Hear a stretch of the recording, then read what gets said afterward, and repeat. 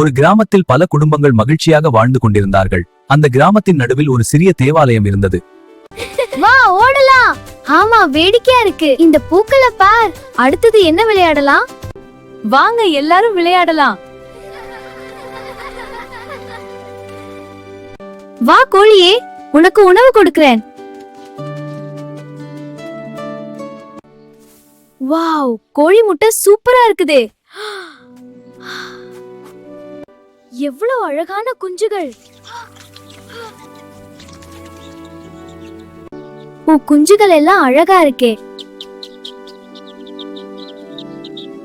வா வா என் செல்ல கோழியே, இதோ உனக்கு உணவு. சின்ன சின்ன குஞ்சுகளே, நீங்களும் வாங்க சாப்பிடுங்க. அன்பான கர்த்தரே, இந்த அழகான கோழியும் இந்த சின்ன குஞ்சுகளும் எனக்கு கொடுத்ததுக்கு உமக்கு நன்றி.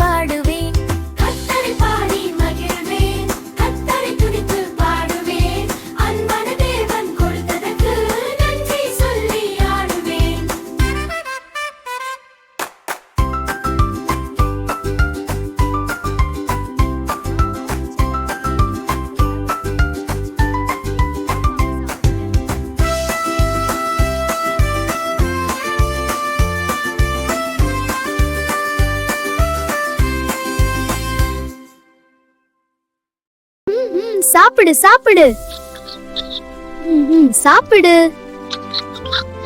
ஏய், நீ என்ன செய்யற? சிக்கன்ஸுக்கு ஃபீட் போடுற. ஓ, ரொம்ப கியூட்டா இருக்கு. ஆமா, நீயும் கை வைக்கலாமா? நான் அவ கோழிய திருட போறேன். அவ எப்படி சந்தோஷமா இருக்கான்னு பாப்போம். ஹலோ. யாரும் பார்க்க கூடாது. மெதுவா இந்த கோழியை எடுத்துக்கொண்டு போகிறேன். இப்போ இது என்னோட கோழி. வா வா, ஏறு, படுத்துக்கோ. ஐயோ, என் கோழி எங்க போச்சு? கோழியை எங்க தேடித்தர?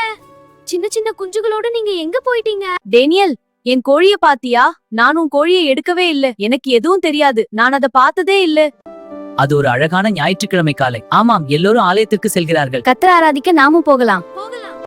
வாங்க வாங்க, சர்ச் போகலாம். ஆமா, போகலாம். சரி, எல்லாரும் சேர்ந்து போகலாம். அன்பான குழந்தைகளே, நாம் எல்லோரும் ஒருவருக்கொருவர் அன்பாக இருக்க வேண்டும். பொய் சொல்லக்கூடாது, திருடக்கூடாது, மற்றவருடைய பொருளை அனுமதி இல்லாமல் எடுக்கக்கூடாது. நாம் எப்போதும் நேர்மையாக இருக்க வேண்டும்.